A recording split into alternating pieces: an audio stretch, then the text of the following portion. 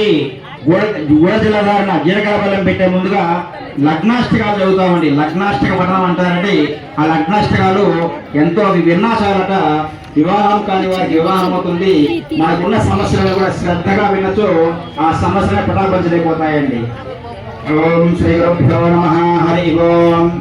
ఓం లక్ష్మీ భువనత్రయో నివసతో దేవాన్ మనుష్యోరగాన్ సంస్థాతం కరుణానిధి కరుణయా మార్తాండవౌ సేయయౌ కౌసల్యాని జగద్భ సంభవద్భృతే జన్మన్య సాధారణే జాతే శ్రీ రఘునాయక